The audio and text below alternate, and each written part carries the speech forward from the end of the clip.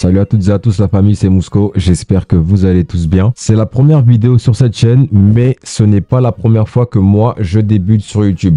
Car oui, j'ai une autre chaîne YouTube et pour ceux qui sont intéressés, je vous laisserai le lien en description. Cette chaîne sera centrée sur tout ce qui est pop culture et tous les univers que j'apprécie. Et aujourd'hui, on va se concentrer sur les dernières aventures de Sacha, le célèbre protagoniste de l'univers de Pokémon. Ce n'est plus un secret pour personne, Sacha est devenu le meilleur dresseur du monde 25 ans après sa toute première aventure.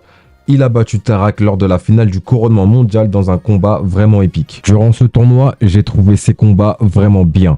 Mais j'avoue qu'il y a quelques petits trucs qui m'ont dérangé. La première, c'est qu'on savait tous que ça allait être les dernières aventures de Sacha. Donc moi, honnêtement, j'espérais qu'il fasse un mix de toutes ses équipes passées durant ce tournoi. Comme par exemple à la conférence de l'île d'Ulysse dans la vallée, dans la saison Les Vainqueurs de la Ligue de Sinnoh, le mec avait ramené des Pokémon comme Junko, voire même Hérissand, qui a même évolué en Furisson pendant le tournoi. Et du coup, pour moi, ça paraissait super logique que le mec ramène ses anciens Pokémon, ses puissants Pokémon, pour affronter de tels adversaires dans un tournoi comme le couronnement mondial. Pour moi, c'était normal. Autre point qui est frustrant pour moi. En demi-finale, il affronte Cynthia. Quand j'ai vu ce combat, j'ai directement pensé à la fin de la saison Les Vainqueurs de la Ligue de Sinnoh.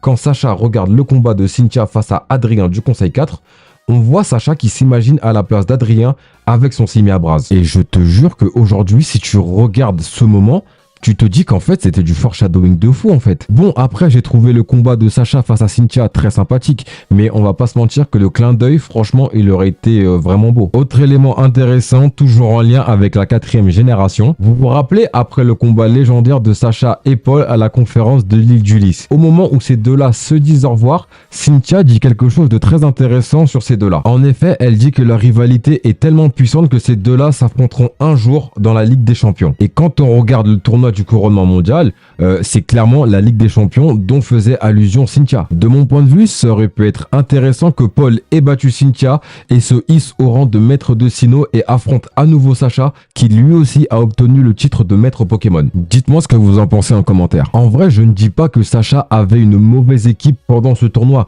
bien au contraire, je l'aimais bien son équipe, et mention spéciale à Ectoplasma qui est dans mon cœur depuis que je suis tout petit.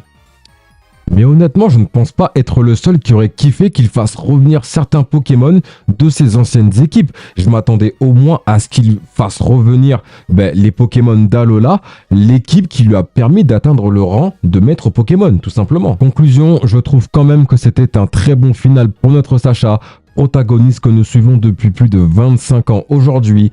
Il l'a fait, il est devenu le meilleur dresseur du monde et il laisse sa place à une jeune héroïne et on espère au moins le revoir un peu plus vieux plus tard parce que ouais, quand même après 25 ans de voyage, le mec il a plus rajeuni que vieilli. Donc là, faut reconnaître que c'est super chelou là.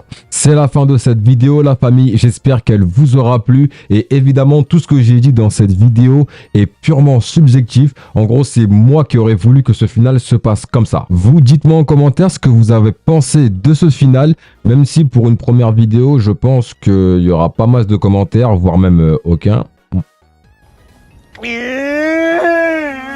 N'hésitez surtout pas à vous abonner pour ne pas rater les prochaines vidéos. Et puisqu'on parle de prochaines vidéos, la prochaine sera encore sur l'univers de Pokémon. Parce que oui, le Pokémon Day arrive à grands pas au moment où je tourne cette vidéo.